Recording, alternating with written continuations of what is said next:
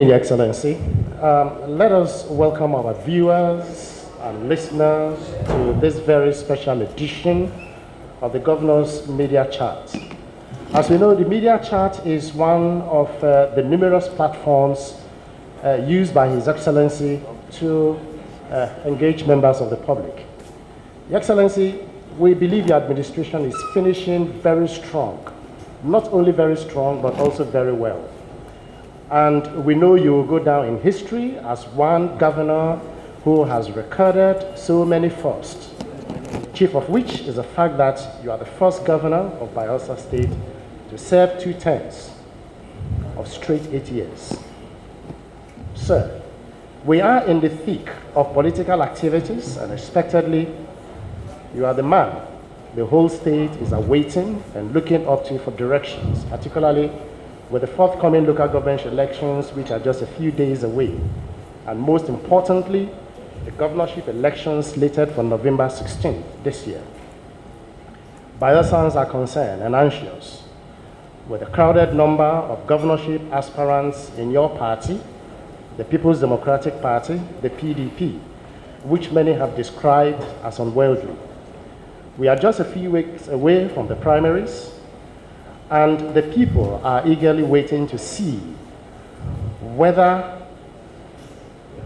any of the candidates has your backing and who will replace you in Government House as your successor. Good evening, Your Excellency. Thank you very much. Good evening. Thank you for having me. Thank you for being here, and for all of you at home, thank you very much for tuning in, and thank you for always being there for me. Thank you for the support.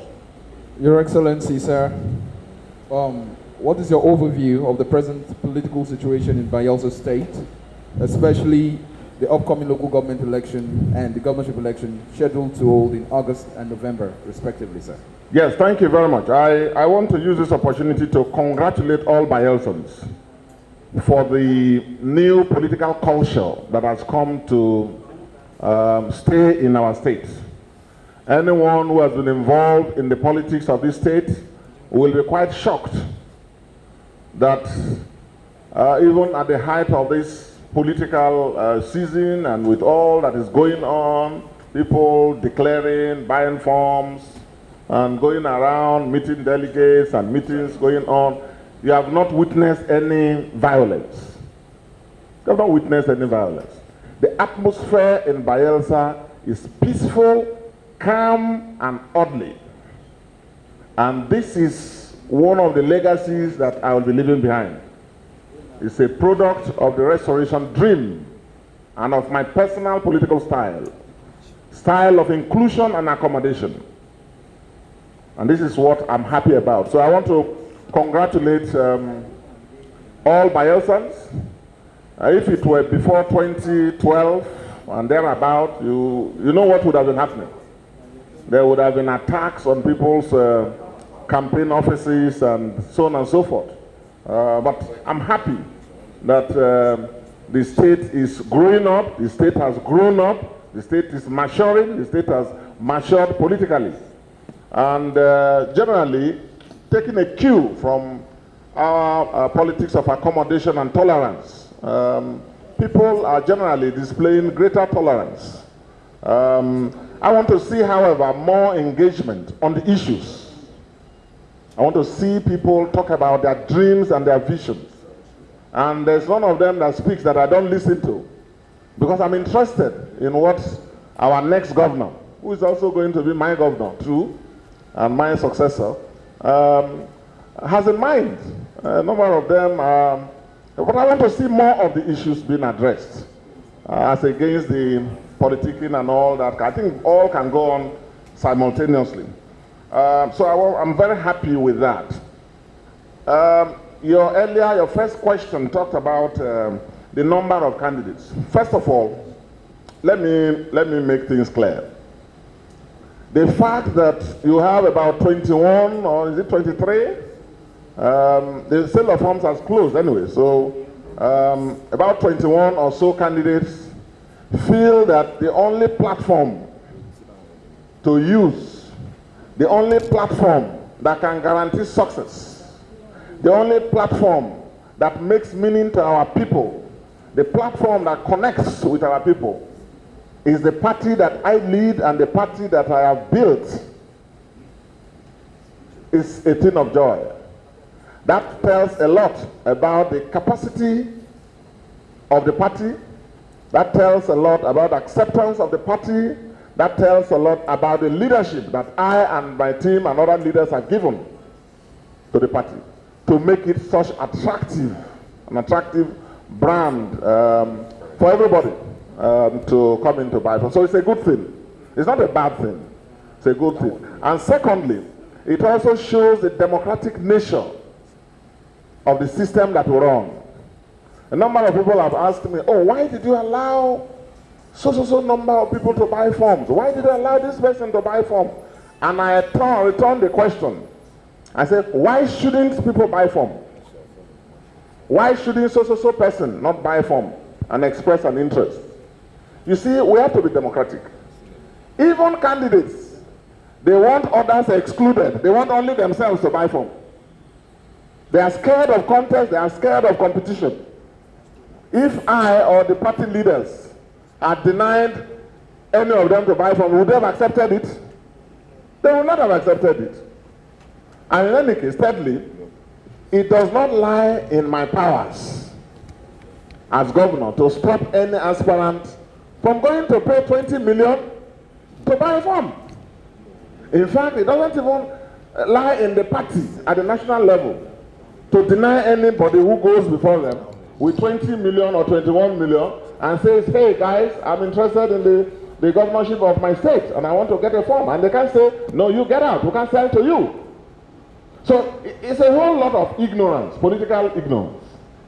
Anyone who aspires, in my view and my brand of politics, should be allowed an opportunity to test their popularity, should be allowed an opportunity to be there, throw their hearts into the ring. So for me, it's all good and all well.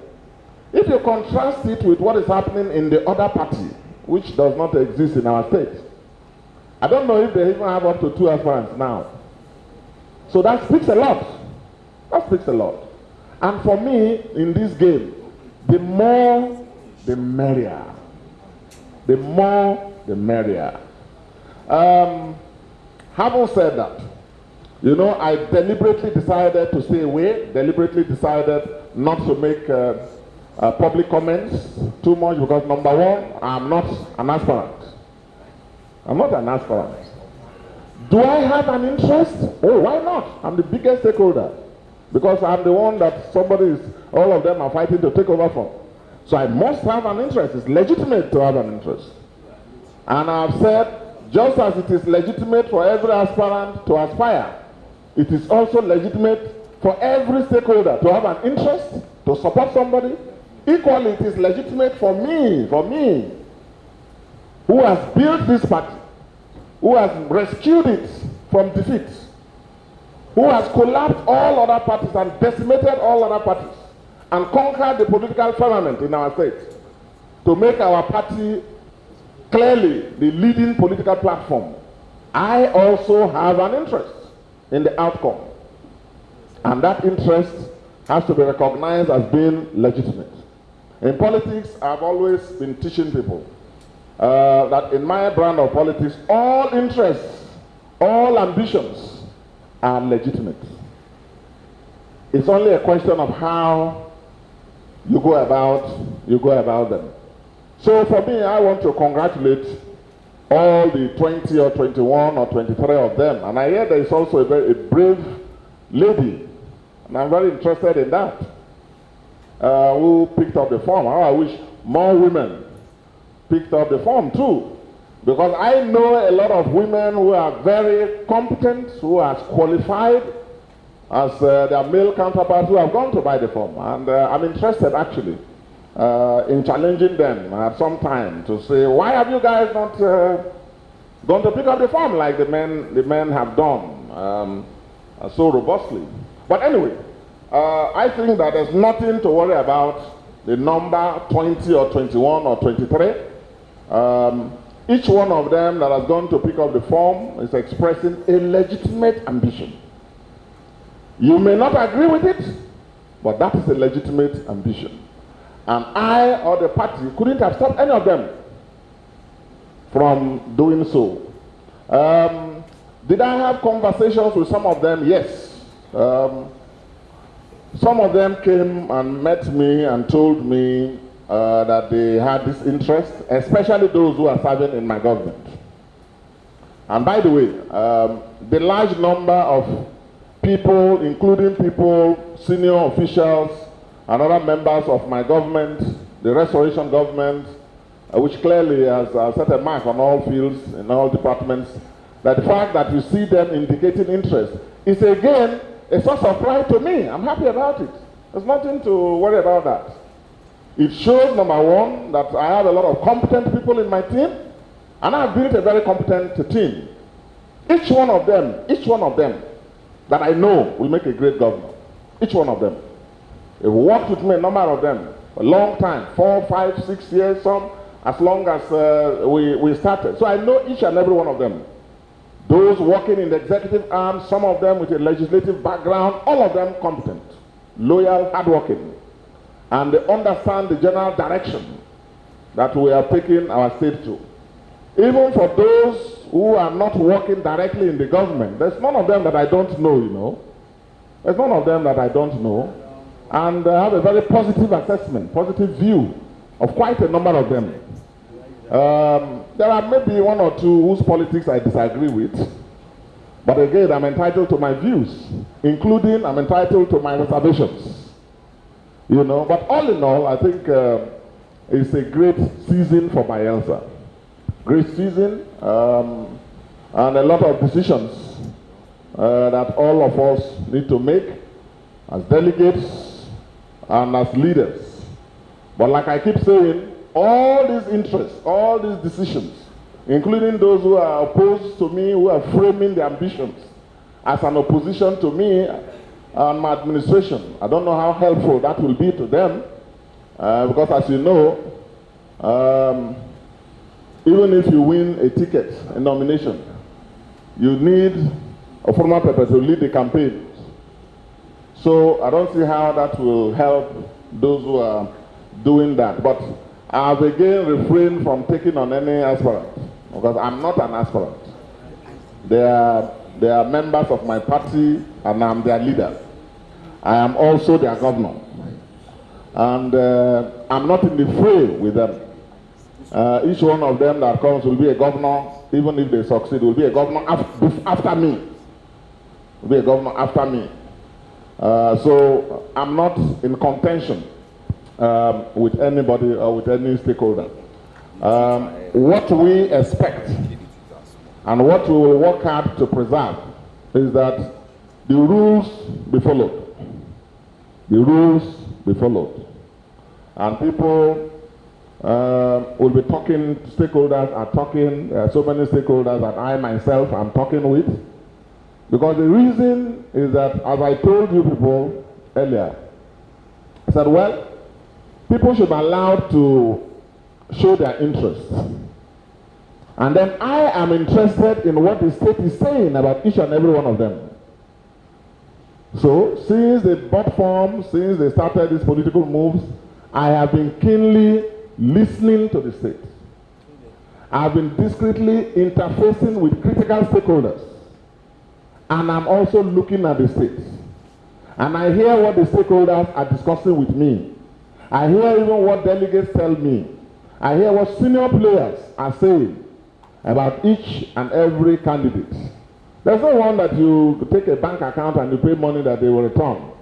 But beyond that, I know what people are saying, and we will continue to intensify the consultations. Because I think what we should do is to aggregate opinion. What we should do is to define some core issues, which we'll continue to do, some quietly.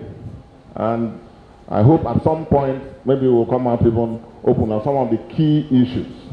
So at the end of all of this, then people will take decisions. So that's the way it is going, and it shouldn't really be a cause for concern. The other day I was reading about a state, Kogi state, that is also holding the same process as we are, where the ruling party there has over 70 candidates. 70 candidates in Kogi state under the platform of the APC. And in my party in that state even, I think the number is as high as, is it 8 or 10 or so, thereabout. So what is happening there here with 20 or 21 is not abnormal. And by the way, it also shows that people in Bayelsa, contrary to the blackmail that has gone on around me and my government for the past, they have money. They have money. Bayelsans now see that appointees, people who work in my government and so on, I know that they are building new houses. Everybody has been, a lot of new development has come up in our state, and that is deliberate. No one person packs billions and millions and runs in this government. It's not possible, not even me. But we have devised a way by which we make appointments, legitimate earnings. I spend about 500 million every month paying salaries of political appointees. Close to 500 million. And Christian and Co., you'll be shocked. We have the highest number of appointees in this our area. 1,500 appointees. Some of the designations I don't even know. Because, you know, we have a very weak private economy. And I've been part of the systems and I know the challenges of our people. And I want a situation where at least people earn legitimate income. The challenge is people are not quite satisfied with legitimate income. Not just in this state, but in our country. And they use those wrong standards to judge governments and begin to make unguided comments. And it will be irresponsible for any government who has a clear direction to allow people to fritter away public funds. So again, this shows that people have plenty of money to spend, really, to cough out 21 million, and easily, they are doing that easily. Nobody is calling for a fundraiser to do that. And I'm very happy that we have quite some buoyant economy, and that's what it shows. From Bayelsa alone, the party made 21 times 21. Minus the lady who didn't pay nomination. 21 times 20. I mean, that should give you something close to 400 and something million. Abi? Or is it 200 and something million? 400 and something million. So, and to the national party. And the local chapter is also waiting to governor them a little bit. And it is legitimate. They normally pay their fees, processing fees, and so on and so forth. I mean, because come to think of it, some of these candidates, we don't know them much in the party. Most of them. Some, they are business people, which is good, young people who are interested in offices, governorship, which is good. It shouldn't be discouraged. And this is an opportunity for those who have not been part of the party to support also the party. So I expect that the local chapter will also say, well, pay processing fee, 2-3 million. We have maintained party men for all these 8 years. They are just coming in, some of them.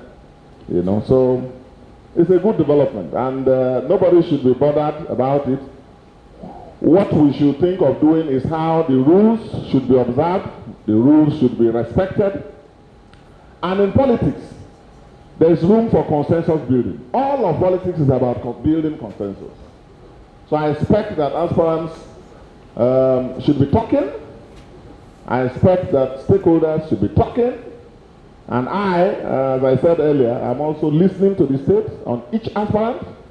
And I'm listening to what people are saying. And also watching the aspirants and what they are doing.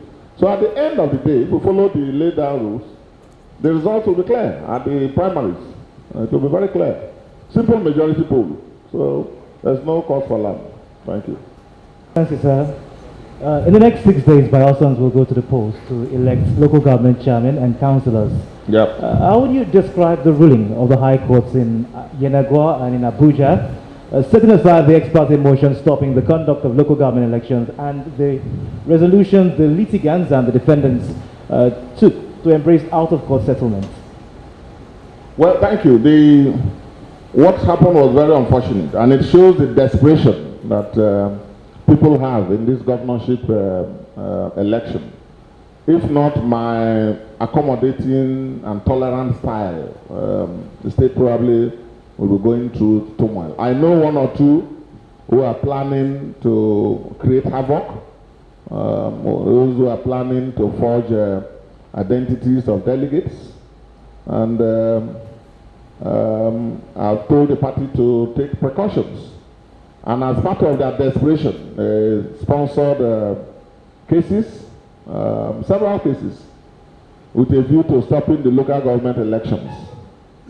So you can imagine within a party, local government elections that are intended to strengthen the party as we prepare for governorship elections. To strengthen the party.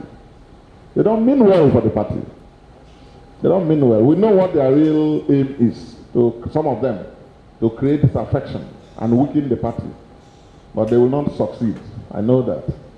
They went to courts here, they went to courts in Abuja also, and procured a fake illegitimate order from FCT High Court that has no jurisdiction over Bayelsa matters. No jurisdiction whatsoever. And we told them, don't worry. You know, we are some of the people around them know the way we fight matters. We are not all violent, but we know what to do. That's a minor thing, and I'm happy that the court has seen that it was a wrong step to take, and the FCT court in Abuja has thrown it away. And also, there was the settlement judgment here mandating the states and the SIEC to go ahead with elections, because that's the right thing to do. So the elections will go on. And by tomorrow, I'll be joining the party leadership at the state level to present party flags to all our PDP chairmanship and vice chairmanship candidates here in Yenagoa, and urging them to take the campaigns to every nook and cranny and go out there and win for Froma Pepe. And, well, I know some of those who cooked up those things know that that game has failed. So we'll take it up from there. I want to call for peaceful local council elections.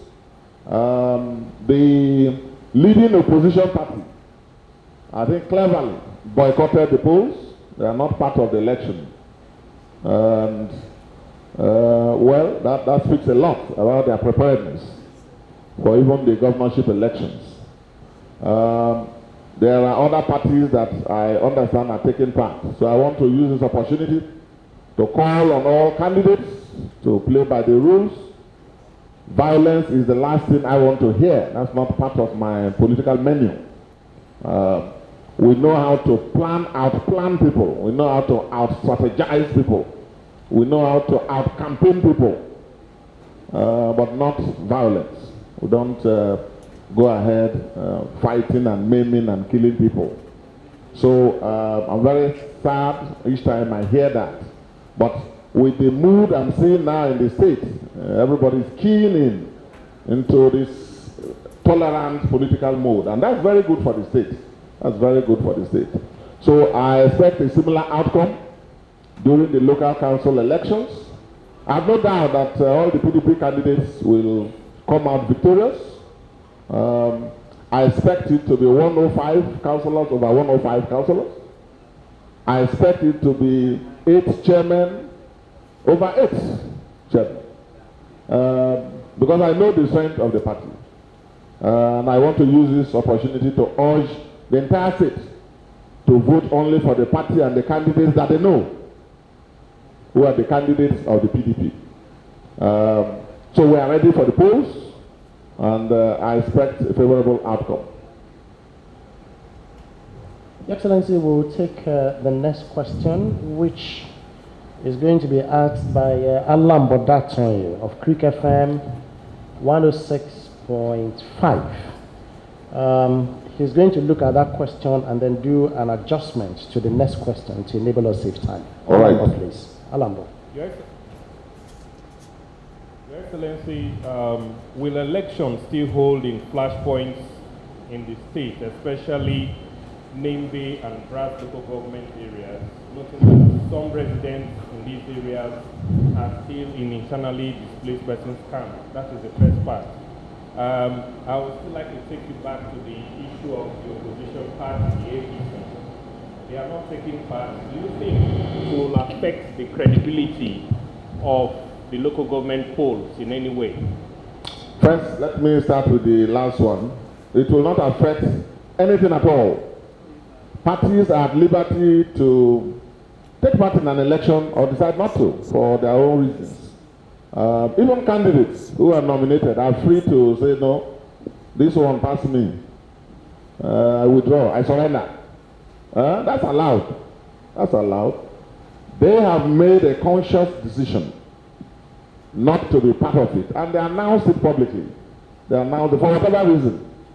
So the APC is not a factor in the local government council elections that will hold next weekend for whatever reasons, and they are entitled to withdraw. When I was in Abuja in the House of Reps, and my tendency came under a lot of heavy fight in the state, and I was the key political operative in that tendency, and I also took a similar decision, directing all our supporters not to be part of local government elections. Yes, because you see, part of being a strategist means you know how to select battles. A good general selects battles. You don't fight every battle. I believe that the APC leaders have looked at every variable and have decided on their own volition that the best thing is to surrender at this level. We are waiting to see if they will also surrender at the governorship election. Because there's nothing happening on that side.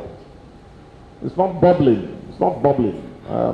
We are dealing with 21 or 23 aspirants. Have you? All the billboards in Bayelsa, as I'm coming in and going around, I'm seeing my candidates. They're all my candidates. Well, not candidates, they're all my aspirants. Okay? All my aspirants.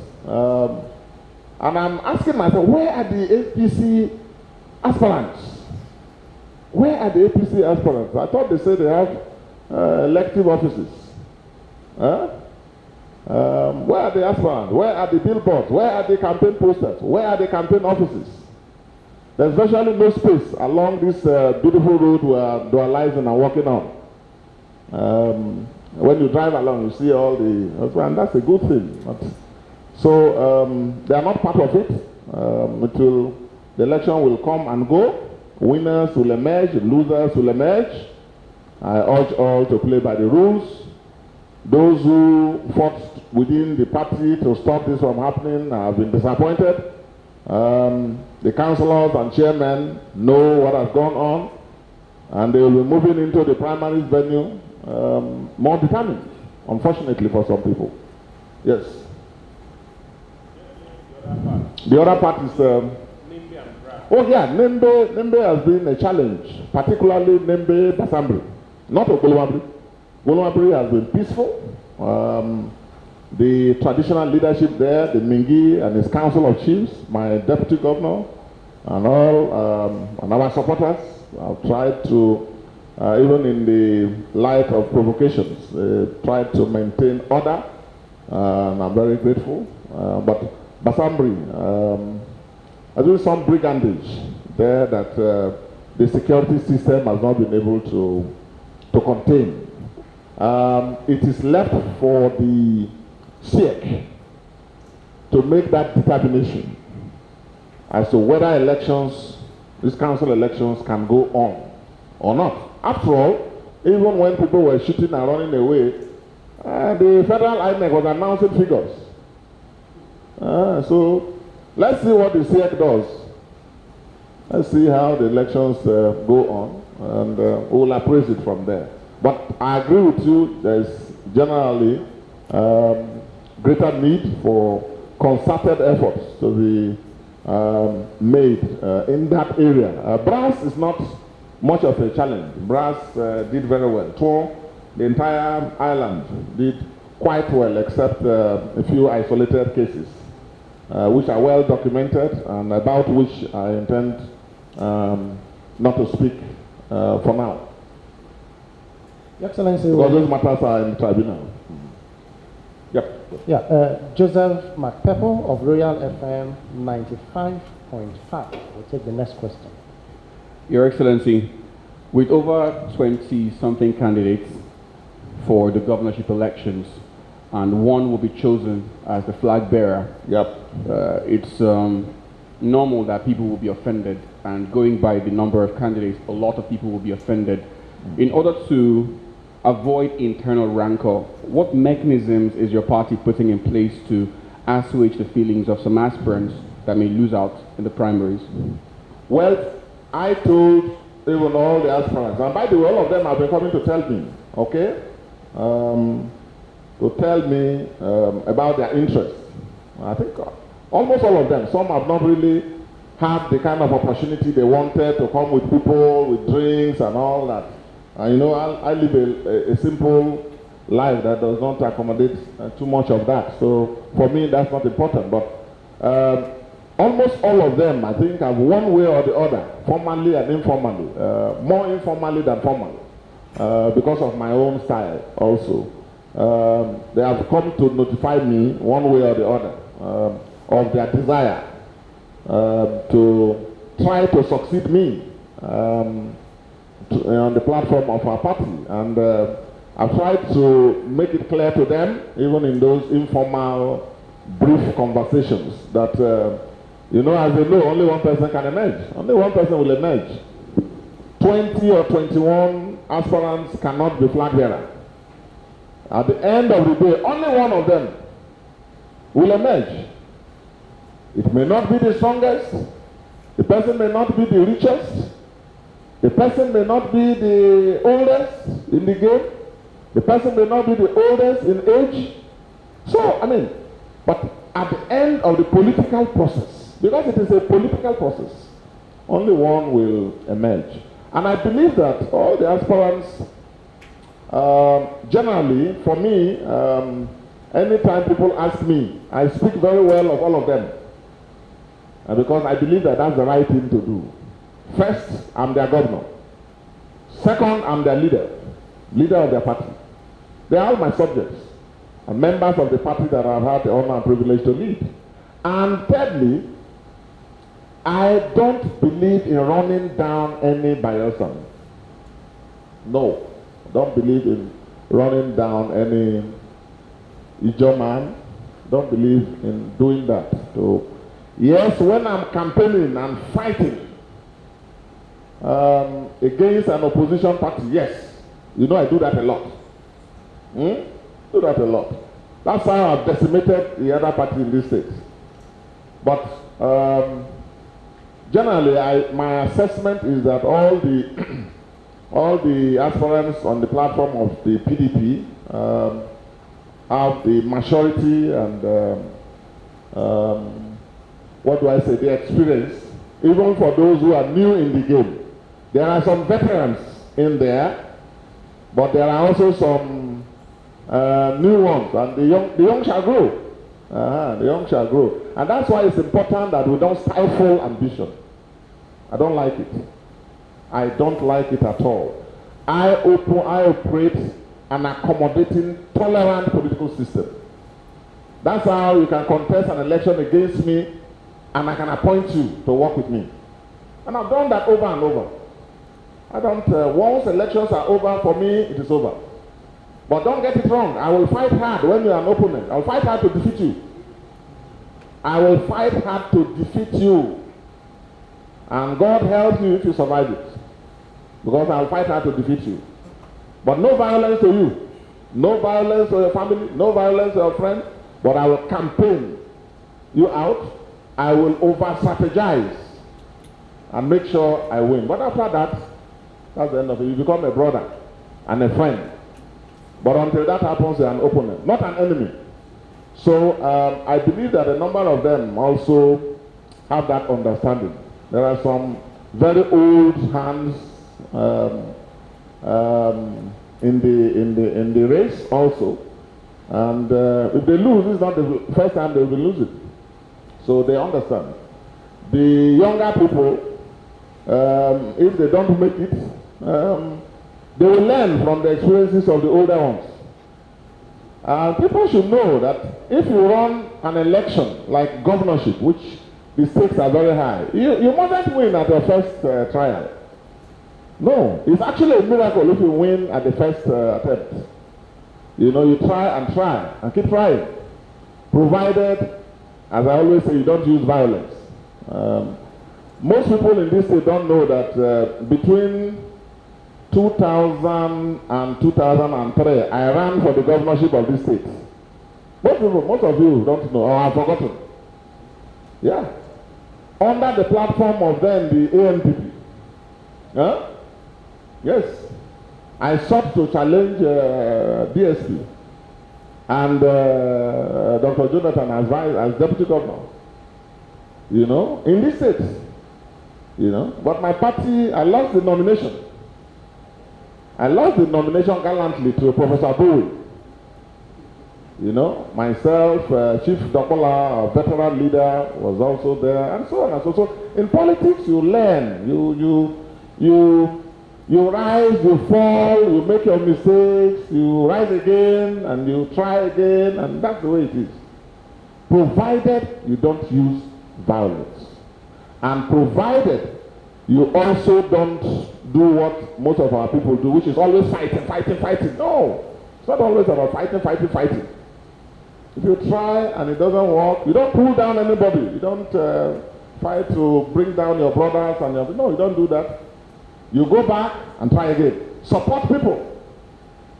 Anyone who cannot support somebody cannot be supported as a leader. For you to be a good leader, you must have been a good follower. When I couldn't make it, I supported. You know, I supported. Became one of the leading political operatives running behind the deputy governor at the time, Dr. Jonathan. And we fought several battles here, all the way to National Assembly. He became president. I went to House of Reps, came back as governor. So that's the way it is. So my advice to all of them, including people on the other side, there should be no desperation. There should be no desperation. You are talking of mechanism. The good thing is that you have me. The reason you have this party strong, the reason you have a party is because we won. I led the party to victory 2015 against the APC. When the APC was new and strong. That's why you have PDP in this state, strong. If I had lost that election, there would have been no PDP. And since then, look at what I've done. Even people who fought me, brought them in Southern Nigeria, in Keremo, in Brass, in all across the state, to form a big, inclusive, strong party. So if you're talking of mechanism for resolution, I am the grandmaster when it comes to consensus building. And that is my forte. No fighting, we can fight during elections. Thereafter, I build consensus. And you may be aware that we have already put together the party's elders advisory council. And by Tuesday, we will be holding another meeting. And all the stakeholders will be there. The biggest stakeholders here, myself and the former president, we have both spoken, and we will both be there to give direction and advice and leadership, I hope. So there are enough mechanisms to resolve disputes. But contestants and aspirants need to know that you are in a race for two things, and two things only can happen to you. Either you win or you lose. And if you lose, you have to learn to be a gallant loser and support. If you win, again, like what I've demonstrated over the years, you have to be magnanimous and accommodating in victory. Because you can't run a political system alone. You need everybody, both the friends and the frenemies. And it takes all to blend for you to move forward. So that will happen. The party will handle it well, I hope. Thank you, Excellency. We're still waiting for reactions from our listeners and viewers. That's our audience. So for comments, questions, or participation, go to the following platforms. At Bayelsa New Media on Facebook to enable you to stream live, or to send questions to Facebook, you use the following platform at Bayelsa New Media. Facebook, at Bayelsa New Media. Or on Twitter, the Twitter handle is at Bayelsa New. Twitter handle Bayelsa New. We're waiting for your reactions. Your Excellency, I've watched Kindi across the hall, and I tend to observe that those of us wearing glasses are more than those who are using their clear sights. Very good. And the next person who is going to ask the question doesn't belong to our group. She's also security inclined. And since she has clear eyesight, I know she's going to take the questions headlong. The question is about security. Elizabeth Tuweke of Ray Power 102.5. The next question, please. Your Excellency, sir, as the Chief Security Officer, what is the level of involvement of the various security agencies in the state in the coming election? Well, this chief security officer thing is a very tricky thing. I won't go into it. But let me say you have said so. The security services in our state, I believe, are alive to their responsibilities. This is our, I think at the last count, the 14th Commissioner of Police in this year. That is up and doing. He has briefed me about his plans, and I believe he's leading a team that is willing to carry out their duties. We also have a new director of state security. Thank God for that. You all know my views about the last one, which I don't want to go into. So that department also, I believe, has somebody who is, from my assessments, professional. He has they all have my support. For me, I don't politicize security. So once I see, irrespective of who does politics, to bring anybody, because there are some politicians in this state, the only politics they know how to play is to manipulate to post security people. They'll be transferring people, bringing people. That is the politics they play. They don't connect with their communities. They don't connect with their people. They don't. While we spend, I see an average of 150 to 200 people every day I'm here, from morning till midnight, and solving their problems. Can't solve all, but as much as I can. Even listening to them, you have solved their problem. Given access, you have respected them and solved them. While we do that, they don't care. Some of them is Abuja, they will bring, but my own attitude, which I think is the right one, is whoever comes here as head of security, I work with you. I give you all the support you need. But if you cross the line to be political, you also know that Governor Dickson will fight back. So far, we're observing.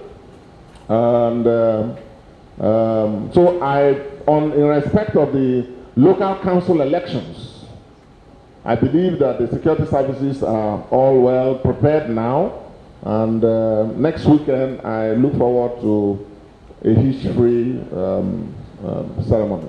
Excellency, governorship aspirants with different political agenda and economic blueprints have actually, dominated the media space, and of course, Bayelsans are looking forward to a very interesting political outing. What, in your own opinion, should be the topmost priorities of your likely successor, Your Excellency?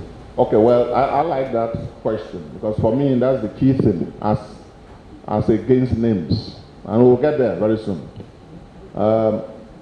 What do I want to see in an ideal successor? An ideal successor, in my view, because of the very serious work that has gone on in the last 7.5 years. In the last 7.5 years, everyone has seen that governance in Bayelsa is a serious business. Very serious business. So, I expect clear-headed programs. Clear-headed. Not if and but. Clear-headed. As I took on the challenge of security, as I took on the challenge of education, as I've taken on the challenge of expanding healthcare opportunities, introducing new programs and legislations, backed up with policies and with spending political capital to push them through, like the health insurance, which is now the talk of the town in the whole country, where we are taking care of almost 150,000 people, saving lives, or the education trust fund, or the reforms in the public service that have brought sanity. I expect clear-headedness about the direction, and the person should have the fear of God to restrain the use of power, because power without control is a very dangerous instrument. And you see how people, in spite of what you do, what I've done, I built schools that were not there. They are criticizing government. I built hospitals that were not there. They are criticizing you, criticizing government. I built universities. They will criticize and even take me to court. And yet, you will never see, apart from those who are mischievous, like one of my friends is trying to do, but nobody takes it seriously. You will never hear that Governor Dickson, even for opponents, in the trenches with me, you will never hear that Governor Dickson is sending people to go and attack somebody, go and attack his wife, his children, go and attack his business, or I use government powers, which I know how to use. I'm the man who understands the laws, lawmaker and attorney general. I know what government powers can be used for, more than most. You will never see an abuse of power. I sign CFOs, which is my duty to do for every Bayelsan. I see the names on the CFOs before I sign now, but I will sign them. Even now, there are some waiting, and I will sign all. And if you are out there, bring your CFOs, whether you are APC, whether you are for any particular party. This is a Bayelsan thing, and that's my duty to do. So you see, you need fear of God, because it is the fear of God that will restrain you from going overboard. You will be angry, particularly in this state, because people will attack you. They will abuse you, they will insult you, they will ridicule you, they will challenge you. Our people are not subservient. You will see a lot of mischief. Friends will become enemies and opponents as soon as elections are over. And the expectations people have are unrealistic. You appoint people, as I've done, all over, just to enable them earn some 250, 300, 400, 500,000, 600 to survive, while and have a platform to serve. But if you are not careful, more than half will undermine you. And yet we are working with them smiling, as if we don't know what is going on. You must have, that's why you have the stability in this state. You have the stability in this. So, fear of God, which restrains you, restrains the human parts of you, human elements, the base elements of every human being. When you are angry, when you feel let down and betrayed. So there are things you cannot do. You have a red line that will restrain you. It will provide a moral compass around which you can navigate. And you see, the way a leader thinks, what he does, his body language, his lack of, if you have a leader who is spiritual, all of these things affect not just the leader and the government, but it affects the entire state. It affects the entire state. And that's why you see me not fighting unnecessary battles. Fighting only during election. After election, I defeat you and make sure I defeat you properly. And my hands are off. They all come into this state with their families and do all kinds of things. And I know what everybody does. And still, you take things as they are. Because you must know that you will give account to God and to man. So the fear of God. And if you have that sufficiently, then that will make you even to work for your people. It will make you respect your people. It will make you not to abuse power and undermine the poor people that have been placed under your charge to help. And for God's sake, if you can't help any human being, don't add to his troubles. Don't add to his or her troubles. And if you have that fear of God and you have that zeal to serve, then every day and night, like I've been doing, you'll be thinking of what next to do. What next? Now I think of 5,000, 3,000 to pay for pregnant women to reduce infant and maternal mortality. Then you are thinking of, okay, let me create a student loan board. There are too many students who are suffering. They don't have money to see themselves through school. The first state that is doing it will have that.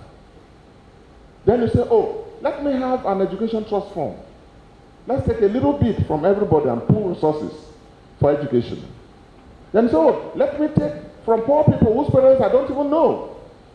You've not even seen the children. Let me put them in boarding schools. All of this, in my thinking, springs from a fear of God and a commitment to serve God and humanity to the best of your ability. And once you are at that level, you are restrained. You are thinking of the common good, not of yourself.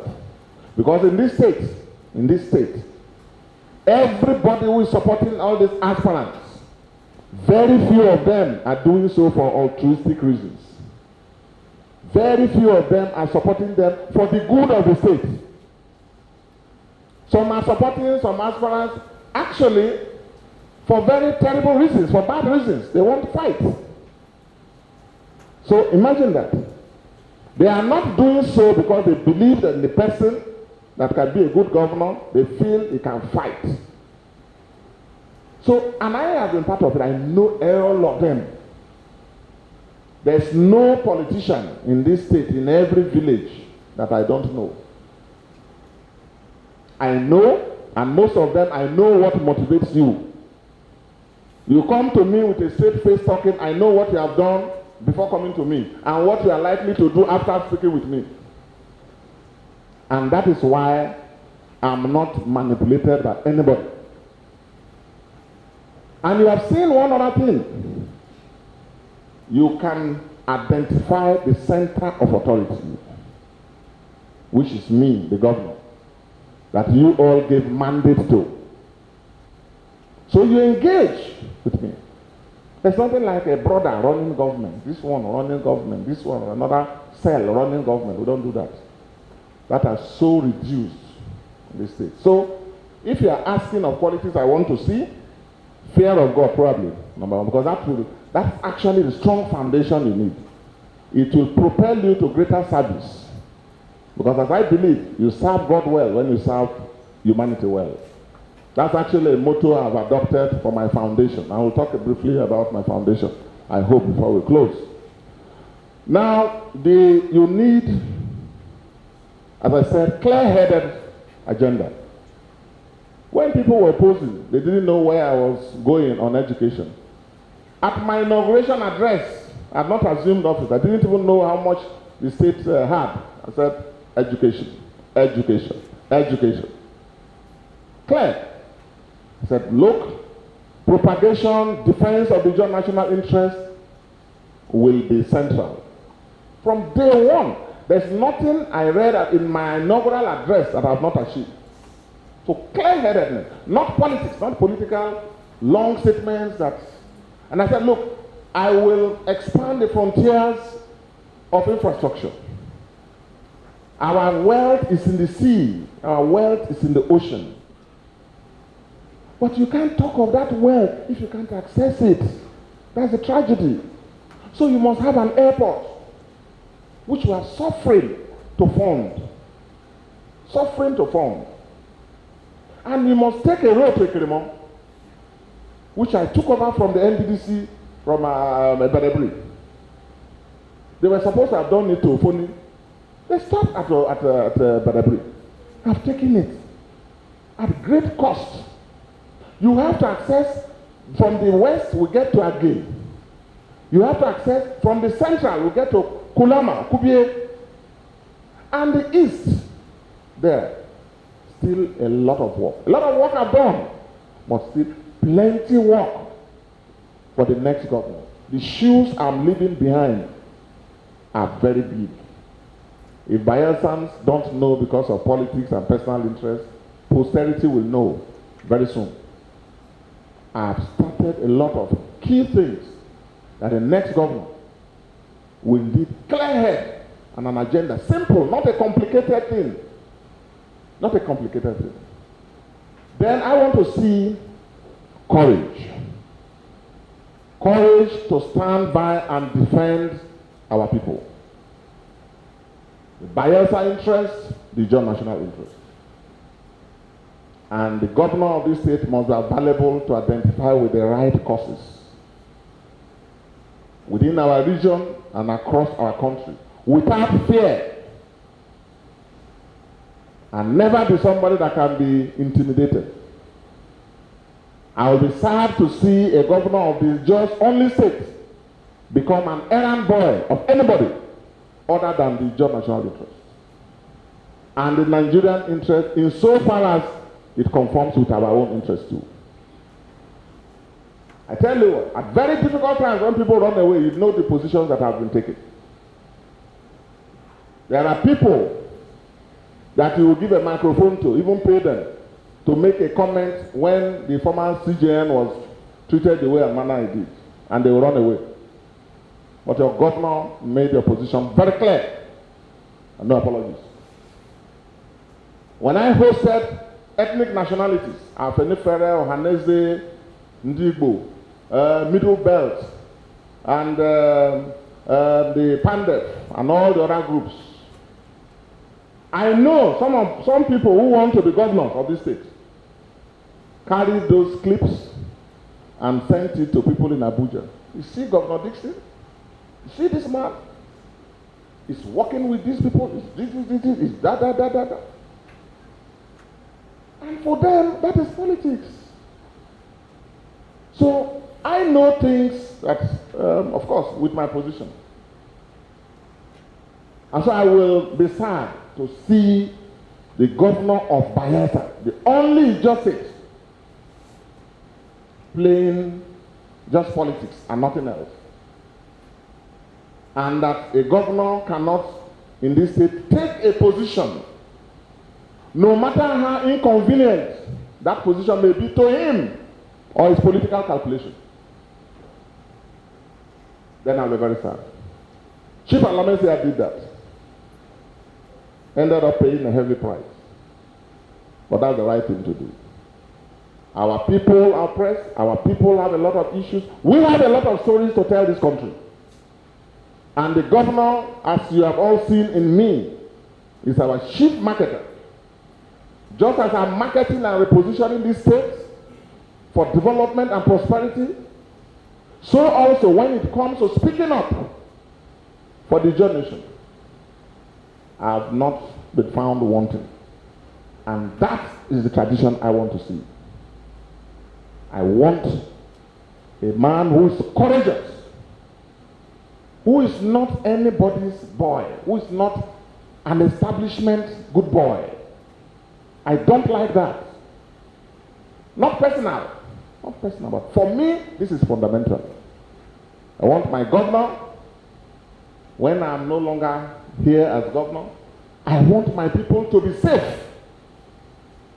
Look at the way the country is going. More now than at any other time, Bayelsa State needs a man of courage. Unfortunately, Governor Dickson, even in the midst of this unfolding national drama, I'm not beginning my tenure. I'm rather ending it. So you Bayelsans and the Ijaw nation must put on your thinking cap. Beyond 15,000 that people send to you, beyond 20,000 that people send to you, or beyond any amount of money that people pay to you. What is at stake is your destiny, is your survival. It's our collective survival. In the last 8 years or so, there's no way you will not notice that I've given our people a face and a voice. And our people are balkanized all over, from Ondo down to Akwa Ibom, different tiny bits. Leaving only Bayelsa, where we're all the Ijaw people. So the governor here must not be just a politician playing politics with everything. I don't like that. You can do your politics, but never forget your fundamental duty to protect and defend and raise the issues that are important to us. Look at what I'm doing on the environment. Look at what I'm doing on restructuring. I know colleagues who are scared even to mention the word restructure. But in this Niger Delta, in the South, the Ijaw voice must be known, must be heard. So I hope all those who are buying forms, who are planning this, plotting this to the governor, understand the nature of responsibilities that they are seeking to undertake. The governorship of Bayelsa is unlike that of most states. This is the soul of an ethnic nation. People need to understand that the elders who are doing this meeting, that meeting, doing this meeting, that meeting, forgetting to tell younger people that look, these are the issues now, especially in Nigeria. Now. So these are the things I would like to see. Of course, capacity is also important. Capacity. You must have capacity. I've worked my brains out from morning till night. And capacity is two ways. Your personal capacity, arising from your dreams and your vision, which I said must be clear, not complicated. Because our people's needs are known. Clear. And then your ability to raise a team. Look at the team I've raised. One of the best you can ever assemble. I'm a team manager, a team leader. While retaining control. You have a team, great team. All my officers, any of them can be governor of the state. Those that have worked with me from morning till night, formulating various issues. And look at the golf course, one of the best. Most people don't even know it is there. We'll commission it very soon. Bayelsans don't know how far we are taking this state. We are taking this state over 20, 25 years ahead of the people. And I'm not surprised that the people themselves are finding it difficult to catch up. They are playing catch up. They have to play catch up. Because I came prepared, set, ready to go. You know what my friends, including some who have now become frenemies, used to tell me, say, Governor, no, you have to slow down. You are doing too much. In my first term, where are you going to get this money to do all these things? You see, I want to see that hunger in a governor. That hunger, that thirst to develop our places. Build the roads, which are very expensive. Look at the courage with which you have started an airport. Look at it. That is something that if you see federal government does one in 4 years or 8 years, you'll clap. Federal government. You know why the state economy, there's no money for me, and for the past 1 year, I've been running from pillar to post? It's because of that airport and the roads we are doing. Because of the facilities we took. And we have, in spite of all of this, paid off the 110, almost 100, over 100 billion bond that was taken. We have paid it off by essence. Good news. It has been paid off. Because government is a continuum. Government is a continuum. So, clear-headedness, hunger, and courage, and fear of God, all these things will bring passion. And it will be nice if the governor also has compassion. Compassion. Because very often that is what makes the difference between a leader who retains his humanity and another who becomes an animal in power. And if you have the fear of God sufficiently, all of this will come up. I hope to do a lot of writing and speech making and lecturing. That's why we have the foundation, my HSDickson Foundation, which will be launched on the 8th. Because I've seen that a lot of our people need to be tutored in the art of leadership and service. What people expect, if you look at all the candidates, I watch when they come to talk to me, and I talk to all of them. I call all of them. Who are you supporting? Who do you think is good? And I see that only very few people have the interest of the state. They are thinking of appointments they will have, or they are thinking of free money that they will have. And for those who are thinking of free money, let me put you on notice. There is no free money for any governor to give you in Bayelsa that I know. In this state, there's no free money. Anybody who is saying otherwise is deceiving you. If you yourself, you are having that in your mind, you are deceiving yourself. Don't say I did not tell you.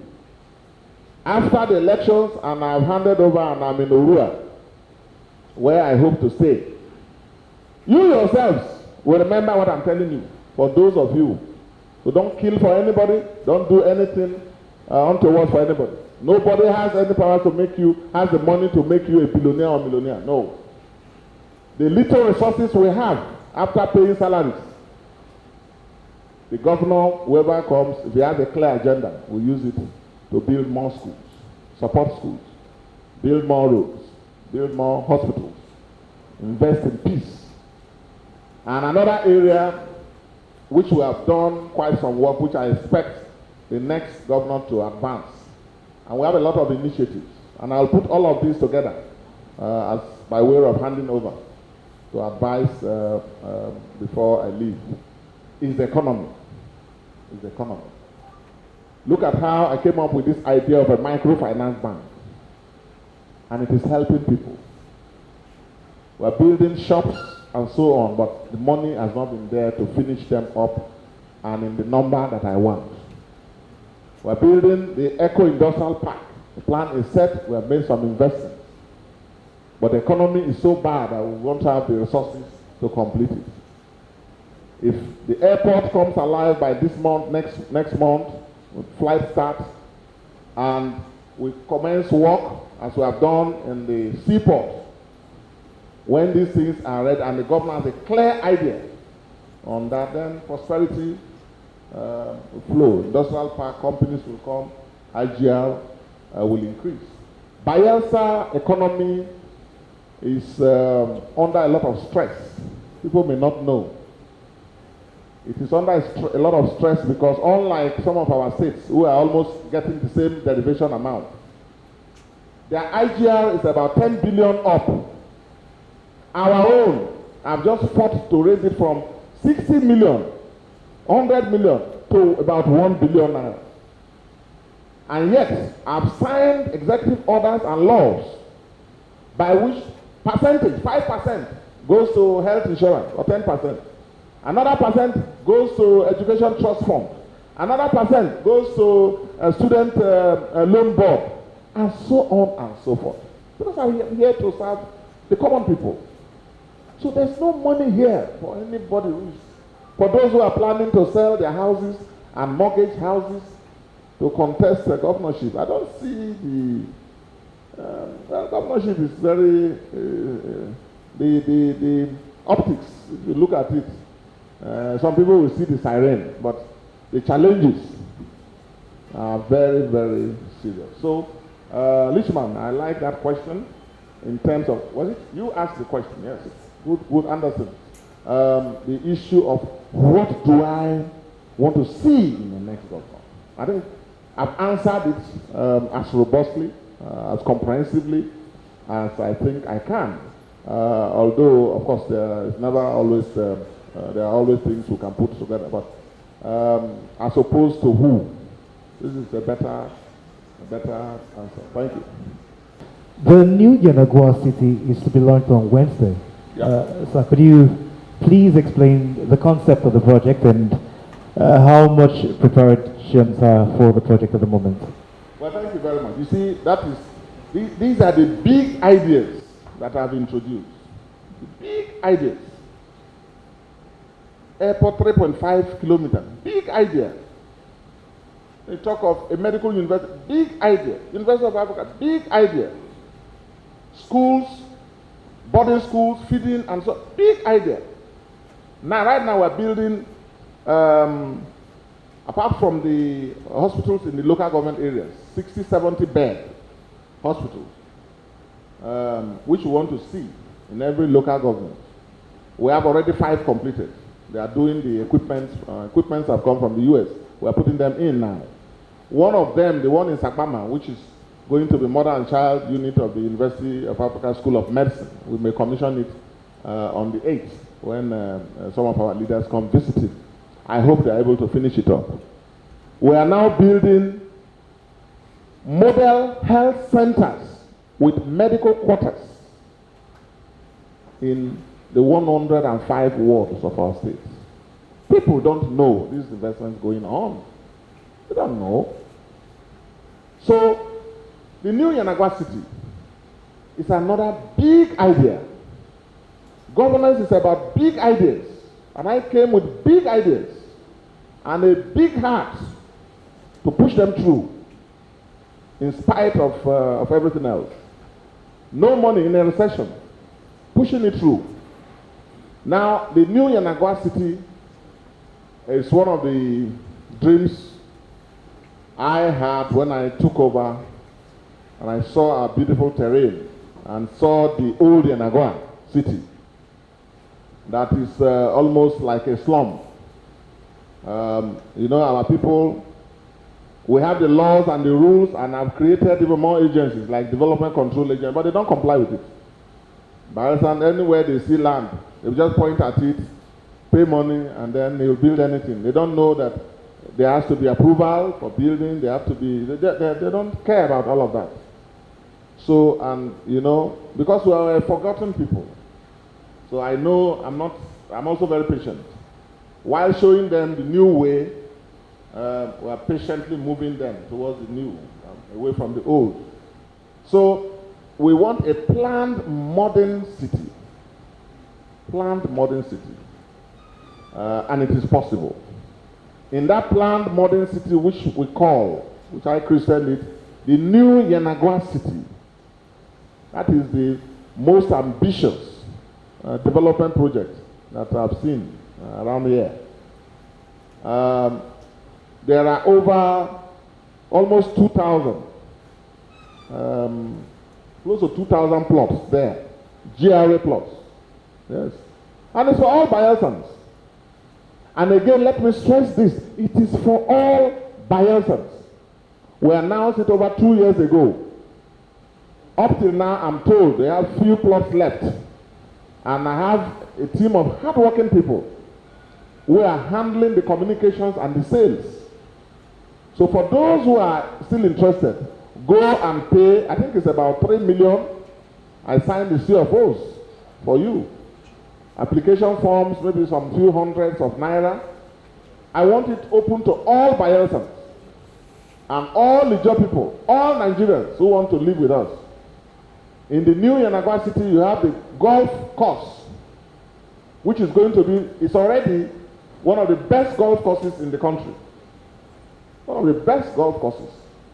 People will be shocked at the end of the day when I round up and they see what I've done with the scarce resources that this state has. Already, we have audited accounts for 7 years, almost close to 6 years, 7 years, which I will publish. You can trace every kobo to every project. And people will see, and I have copies myself too. People will see how we have managed the scarce resources. The best golf course in this country, and they say around even West Africa, is here. And in that golf course, you are going to have the golf estates, prime estates, residential. Because we want a Bayelsa that can compete with any modern city. A Bayelsa that is not face me and face you buildings with monkey bridge leading to houses. No. A planned city where people live like modern human beings. So that is the idea, and in that you have the golf course, you have the golf estate, you have the polo field that is finished, one of the best in the country as well.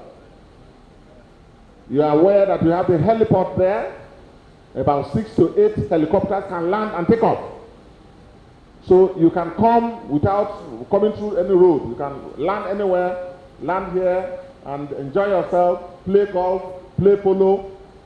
And there's a 5-star hotel which we have developed there. The former castle that was built for the governor's residence. I turned it to a hotel. It's now a 5-star hotel. And I have no apologies for that. Because in this state of challenges, I don't believe that any governor of this state should have that kind of luxury. And who will fund it? The people. Doesn't make sense. So I turned it to a 5-star hotel. It's not a wonderful town, a 5-star hotel. The best hotel now in Bayelsa. So people fly in, a lot of people go there, you can do your weddings, engagements, you can take your family there and rest and have 5-star field, play golf, swim, play tennis, play squash, all facilities there. And you have that. And then in addition you have over 1,000 something GRA plots. Every plot is about 3 or 4 plots in one. And it is all for our Bayelsans. All for our Ijaw people, all for those who are interested. There's an exclusive side also by the waterfront. You have the creek view by here. This is a Pierre Creek. Beautiful. Those of you who want to buy plots, come and pay for and build your wonderful homes. There is also another one, the sea view, the other side looking at the River Norm. Very beautiful. We have a very beautiful environment. This is the Florida of Nigeria. Bayelsa is the Florida of Nigeria. So this is why I'm interested in the next governor also, having big dreams and big ideas. Not coming to fight petty squabbles and petty political quarrels and bad belly politics and all of that. I've not had time for that. Been focusing from day one, not on any fight, but fighting for the people by working for them. So the new Yanagwa city will be officially unveiled on the 7th. All are invited. All dignitaries in Bayelsa are invited. His Excellency General Abdulsalam Abubakar will chair the occasion. Then former President Goodluck Jonathan will be there as special guest of honor. Everybody who has CFOs that are ready I will sign all and will make presentations on that day. The land that I have earmarked, all that area, this new development that will be the new Florida, where you have waterfront homes. People come and spend their time and the money and spend their families, attend good schools there, hospitals there, everything. I will assign it to the agency that I have established by law, which is the new Yenagoa City Development Agency. There's a young lady, a Bayelsan, very competent. You know, I'm very proud of my ladies. Very, very competent. Miss Falohi, who is the managing director. And Funkazi Kore is head of the team marketing with an able team supporting. So, all of you who are interested, all of you who have not yet purchased should approach the desk. I'm told they still have some plots available. I have warned against land racketeering. I have said that it should be one man, one plot. One woman, one plot. I have also said to make it easy for our service people. A lot of our service people, they serve, they retire, and they run into problems. Even when they send money to buy land and build, sometimes it ends up in cases. So I've directed that from the rank of Deputy Commissioner of Police up, they should all have. From the rank of, I think, Colonel and above, an equivalent in the military, from Bayelsa and from the John Nation. This is the Jerusalem of the John Nation. I called it the Jerusalem of the John Nation on my inaugural day, and it has remained so. A lot of our business leaders, retired people, there are some that the state will give plots free of charge because of their contributions. Those ones with the former governors. Every former governor will have a plot assigned. In the case of those who have departed, we will give it to their wives. Of course, the current governor, myself, my plot is also set with my deputy, all assembly, judges, everybody. That is where we have designed as the future in new and improved Yenagoa City. So all of you should be there. You should propagate it. The security planning we have there is such that I've just assigned a plot of land for the Navy. The NNS Soro. I've given them land there. That is where their base will be. And I've also directed that all services should have plots there, strategically positioned. That is going to be the safest area any of you can ever live in, even though our state is safer than every other state. So that's about the new Yenagoa City. On the 7th, and on the 8th, you have my mother's 1-year anniversary, a memorial Thanksgiving in my village at the chapel, family chapel, followed by the formal presentation of the HSDickson Foundation, where I will be calling on friends and other foundations and public-spirited people to support me to build a cancer center. Because, my dear friends, cancer is decimating our population. Just yesterday when I went home, my community is on the verge of losing another young man, under 40. When I saw his condition and I directed the doctors to take him to the clinic, and I said, so they came back to me, it's colorectal cancer. Under 40. So this is a very serious challenge. So I want to use this opportunity. You know, at my mom's death, I made it clear that I and my family will have become advocates against cancer. We have joined the war against cancer. And I've said that all people of goodwill, all leaders of goodwill, all of us, because you never know who will be next. And there are so many cancer cases here in the Niger Delta. In Bayelsa, I get so many reports from various doctors. We don't know what the hell is going on, whether it is as a result of this environmental pollution. So I want to be able, God willing, to raise some funds to build a cancer center and then give it to the universities to operate so they can use it as a center of research and training and treatment. We have external partners. The American Hospital Dubai will be there to sign on. The Brown Cancer Center in the US will be there as our external partners to sign on. And then locally, I want the center to be available for the NDU medical students. So the VC and team will be there to sign on. The Bayelsa Medical University students will be there to sign on. And then the University of Africa Medical School. If the Otuoke, the Federal University of Otuoke, if they have a medical school and related fields, they will also send their students there because it's only the students that can use it. Our own is just to build it, maintain it, and then allow the universities to use it. The Federal Ministry of Health will be there. They're excited about it. And I've also extended invitations to the Niger Delta Development Commission. The MD has assured me he will be there as one of the launchers. So I'm using this medium to invite all public-spirited persons. This is not for Governor Dickson alone. This is for humanity. And a number of friends across the country will be coming to identify with us. Even those who will not be in a position to donate that day, we will make efforts to get your own donations subsequently.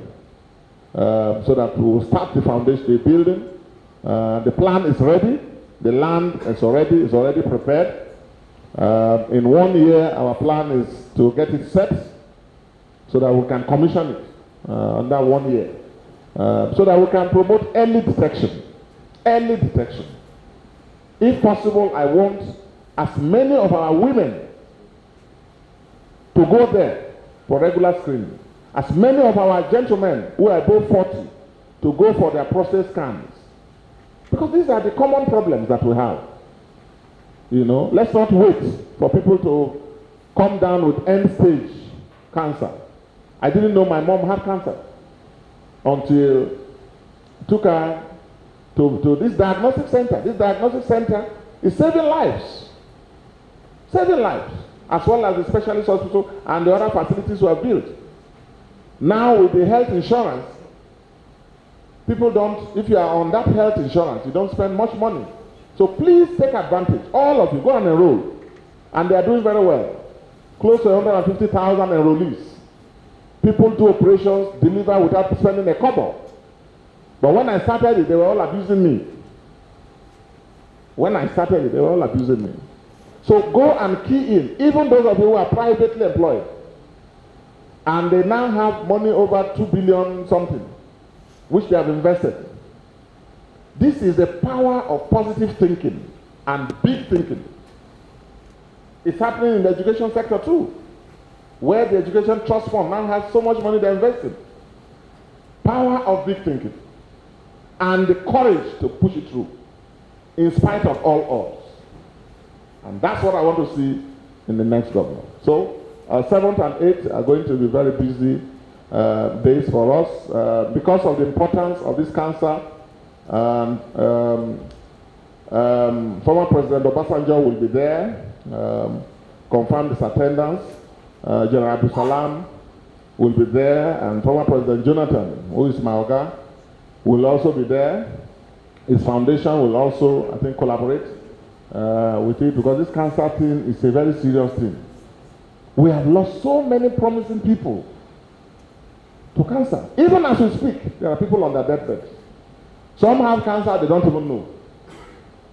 So just as I introduced this 3,000 for pregnant women, I am thinking of a policy that I will sign on, which will make it easy for our people to access diagnostic care for cancer. I hope, but the finances of the state are terrible because of the way we have committed monies to the development, which is a good thing, but we are paying a heavy price. But let's see what happens. So thank you very much. I hope all of you will be there. Even journalists should come and donate, huh? And form your group of friends, media friends of my foundation, so that we can do advocacy. When I leave governorship, I hope to be very busy. With my public spirited work, promoting some of these causes that are very dear: HIV/AIDS awareness, and infant and maternal mortality. The environment is a major issue. So I hope to work still available to serve our people. Thank you. Thank you, Excellency. We initially planned 1 hour, 30 minutes. Yes. We can add another 30 minutes. We can take another question? Yeah. Okay. 30 more minutes. All over the country, what informed your decision to do this? Well, political maturity and tolerance. As you know, Chief Toru-Orua Silva and I have been in the trenches against ourselves for close to 10 years now. 10 years. Not talking. Attacking ourselves. Huh? It's been a very, very ferocious and formidable opponent. But I triumphed again and again. In the elections up through the tribunals to Supreme Court. We've gone even to Supreme Court up to 4 times. And you know, recently, in the last general elections, he led his party as usual, and I led the PDP also. And you saw the clash. So he and I have been, I think Bayelsa has not had the kind of opposition that me and him have had politically. Again and again, clashing again and again. But you see, my politics is without bitterness. Fighting hard when I need to. It's for survival and for victory, Abi? But for me, once I defeat you, when elections are over, we move on. You become a brother and a friend. And it's a brother and a friend. Actually, we used to be very close friends. But politics, we took different lines, directions in politics. And we became very fierce opponents. Not talking, even now. Not talking. But you remember 4 years ago when Senator Lokobri was appointed minister. Lokobri was campaign DG against me. So at that time, 2015 election, I went against the toughest political, players, all ganged up together, working together against me.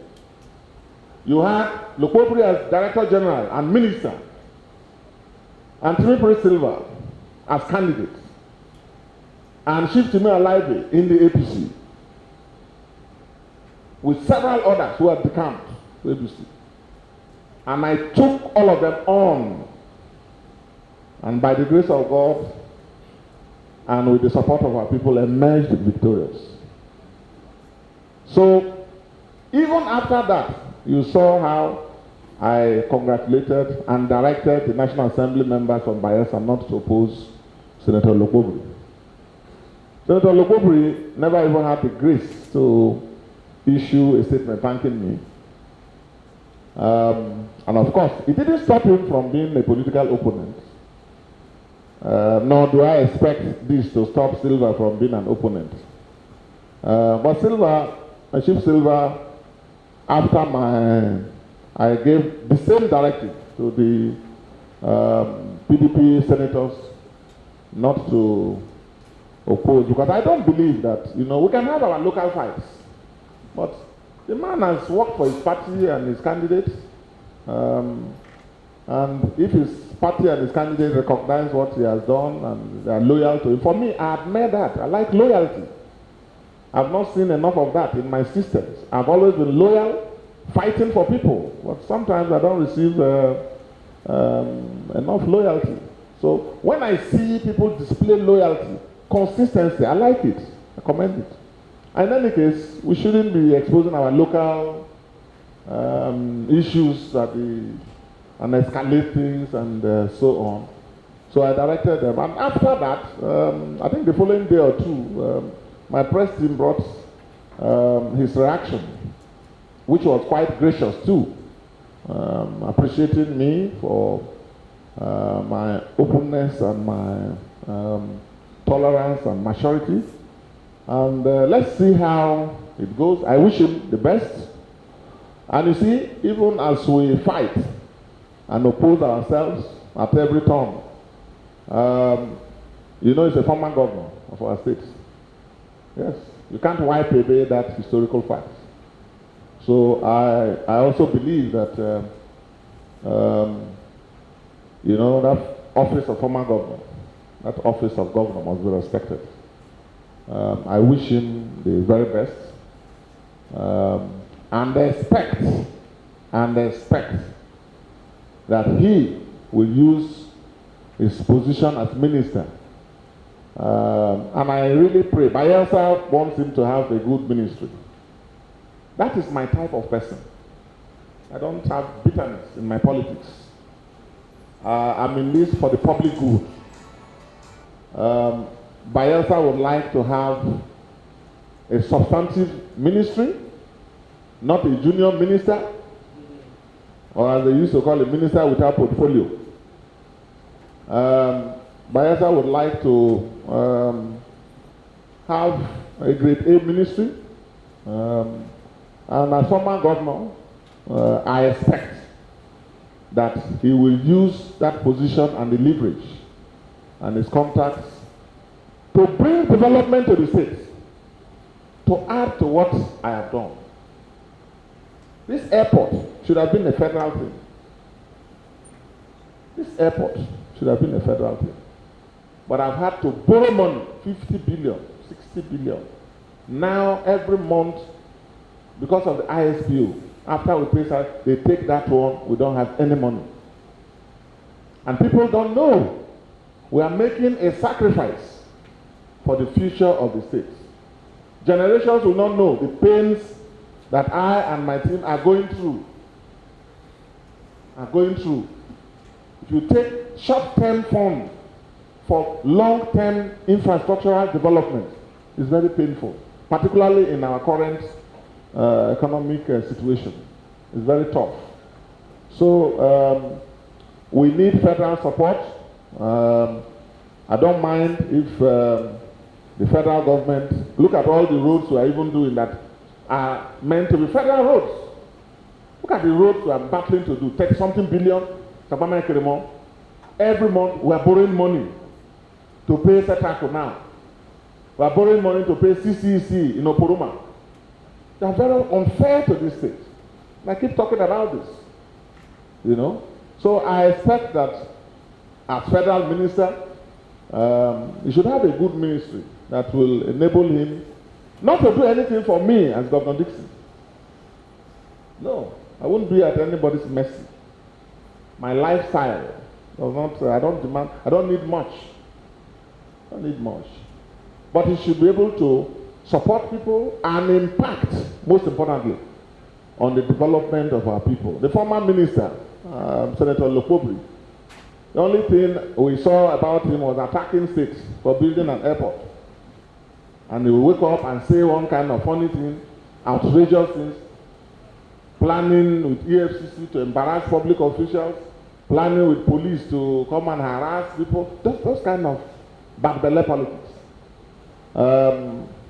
When I asked somebody what development we saw, I was told there were 2 or 3 boreholes that were sunk. Which is good. After all, he was a minister of state.